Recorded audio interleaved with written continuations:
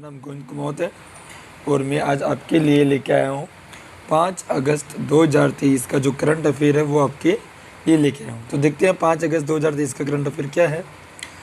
तो इसमें जो आपका फर्स्ट क्वेश्चन है वो ये है कि 5 अगस्त को किस रूप में मनाया जाता है। ठीक है, तो इसका जो करेक्ट आंसर है वो है अपर वोल्टा का स्वतंत्रता दिवस के रूप में मनाया जाता है। ठीक है, अब इसके बाद में हम 5 अगस्त को जो हुई घटनाएं हैं उनके बारे में थोड़ा सा फोकस कर लेते हैं।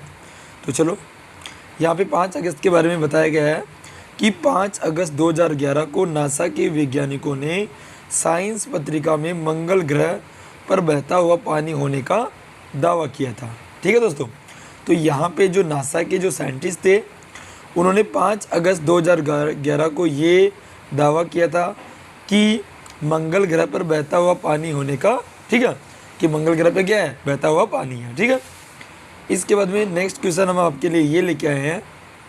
इसका जो नेक्स्ट पार्ट है वो है कि 5 अगस्त 2011 को नासा ने बृहस्पति ग्रह का अध्ययन करने के लिए अंतरिक्ष शोध यान जूनो छोड़ा था। ठीक है, तो दूसरा क्वेश्चन आपको ये याद रखना है कि जो नासा है, ठीक है, अमेरिका की जो स्पेस ऑर्गेनाइजेशन है, एजेंसी है नासा, उन्होंने 5 अगस्त 2011 को क्या किया था, उन्होंने जो बृहस्पति ग्रह है, जुपिटर है, ठीक है, उसके अध्ययन के लिए ये जो यान था उनका जिसका क्या नाम था, जूनो, ठीक है, वो छोड़ा था।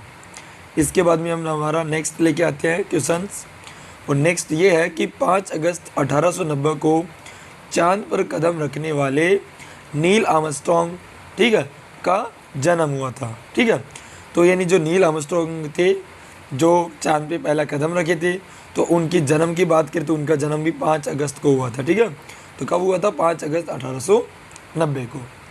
इसके बाद में नेक्स्ट क्वेश्चन हम आपके लिए लेके आए इसका, वो ये है कि 5 अगस्त 1945 को अमेरिकी हवाई जहाज़ ने जापान के हिरोशिमा और नागासाकी पर परमाणु बम गिराए थे। ठीक है, अब देखो ये कुछ ऐसे कंटिन्यू डेज है, तो वो मैं आपको इसके बारे में कुछ और बता देता हूँ। ठीक है, अब जैसे यहाँ पे ये बता के रखा है कि उसके बाद में 5 अगस्त के बाद में 6 अगस्त 1945 को हिरोशिमा पर यूरेनियम वाला परमाणु बम गिराया गया था। ठीक है, इसके बाद में अगर 9 अगस्त की बात करें तो 9 अगस्त को अमेरिका ने नागासाकी पर दूसरा परमाणु बम गिरा गया था।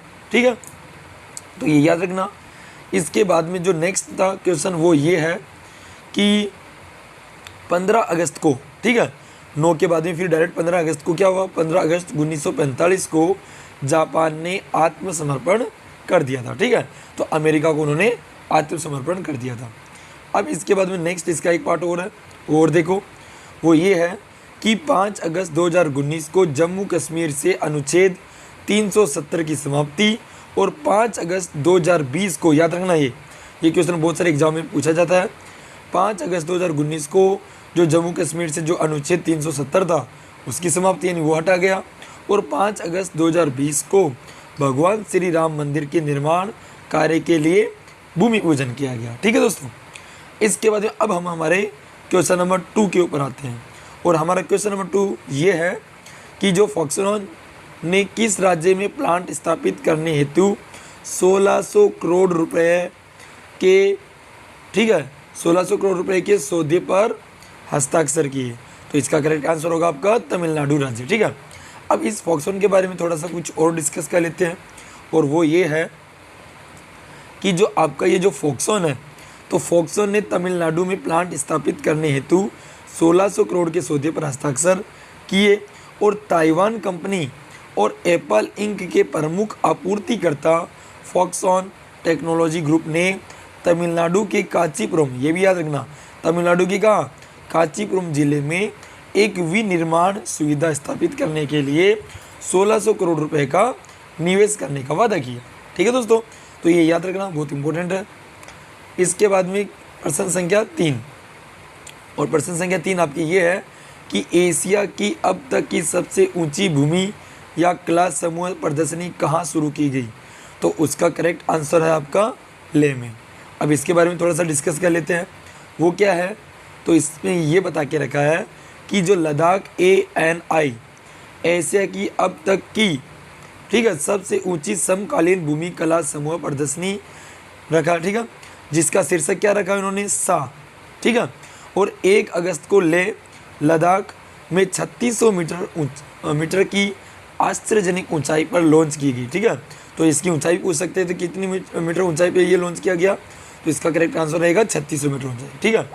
और अगर बात करें तो कौन सा ये ANI, ठीक है,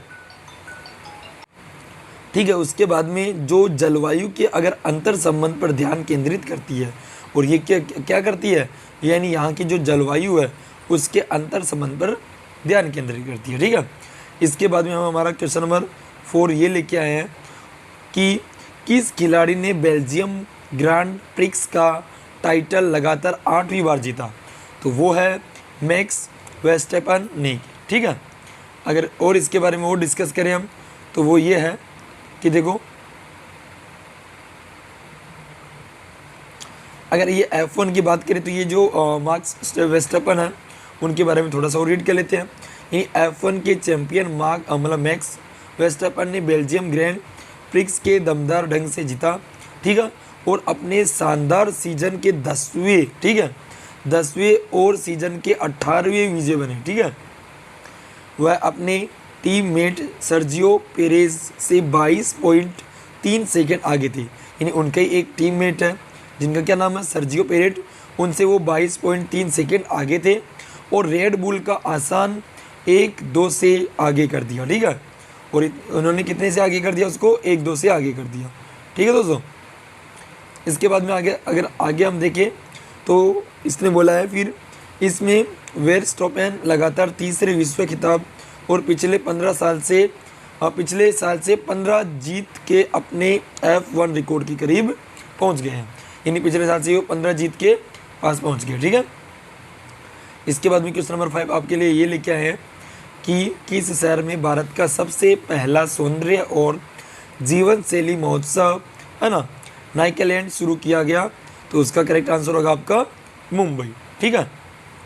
इसके बाद में आपके लिए क्वेश्चन नंबर 6 वो ये है कि 4 अगस्त 2023 को अमेरिका में कौन सा दिवस मनाया गया, जो हमने लास्ट टाइम पढ़ा था, तो वह अमेरिकी तटरक्षक दिवस, जिसके बारे में मैंने बहुत ही डिटेल में आपको बताया भी था कि क्यों मनाया जाता है ये, उसके बारे में बताया था, ठीक है। इसके बाद में क्वेश्चन नंबर 7 आपके लिए ये है कि किस केंद्रीय मंत्री ने उल्लास नव भारत साक्षरता कार्यक्रम के मोबाइल ऐप को लॉन्च किया है, तो इसका करेक्ट आंसर रहेगा महेंद्र प्रधान जी ने, ठीक है।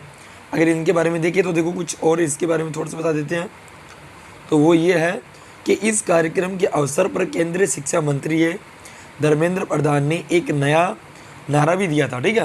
यानी इन्होंने ये लॉन्च तो किया, साथ के साथ एक नारा भी दिया था, और नारा क्या था, जन जन साक्षर, है ना, यानी हर एक जनता है वो साक्षर बन जाए।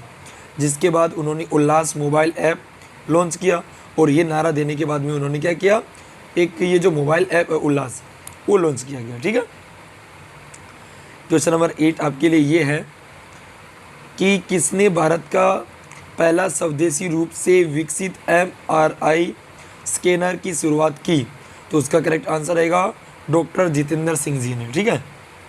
इसके बारे में थोड़ा और रीड कर लेते हैं, तो ये क्या है, तो देखो ये यानी वॉक्सलेगिट्स इनोवेशन प्राइवेट लिमिटेड ने जैव प्रौद्योगिकी विभाग के राष्ट्रीय बायो फार्म मिशन के तहत MRI स्कैनर विकसित किया, ठीक है।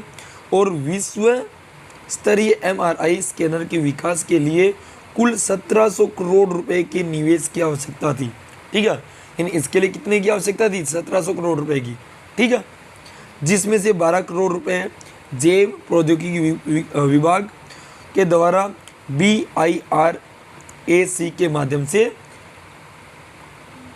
प्रदान किए गए थे, ठीक है।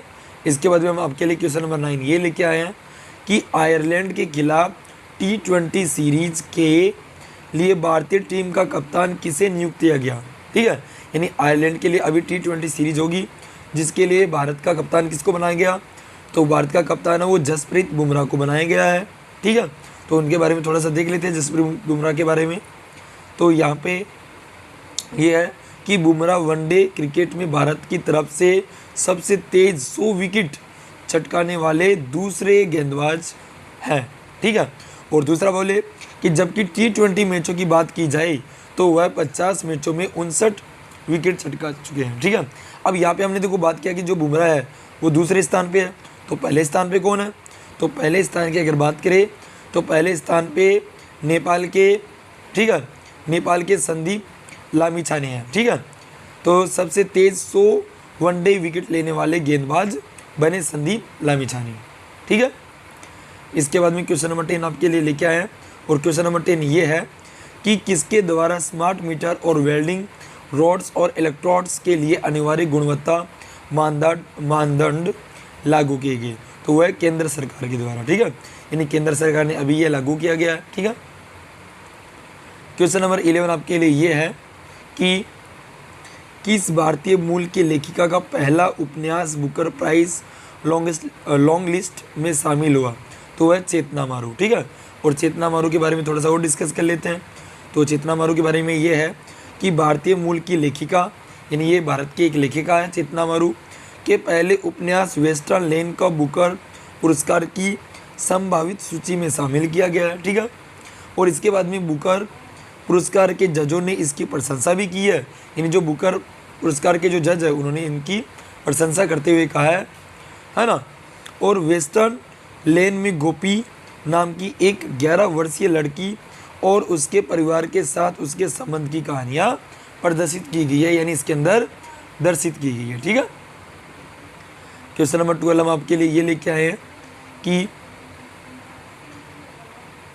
जून 2023 में कोर इंडस्ट्रीज यानी मुख्य उद्योगों का उत्पादन 5 महीने के उच्चतम स्तर में कितने प्रतिशत पे पहुंच गया है?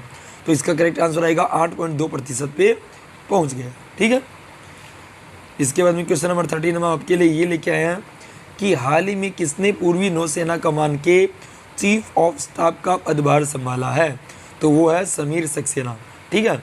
तो समीर सक्सेना ने हाल ही में क्या किया है, यानी पूर्वी नौसेना कमान के चीफ ऑफ द स्टाफ का पदभार संभाला है, ठीक है।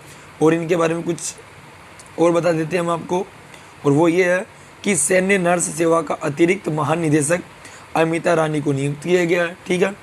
दूसरा अगर बात करें जनरल मनोज पांडे वर्तमान नौसेना के सेनाध्यक्ष है, ठीक है।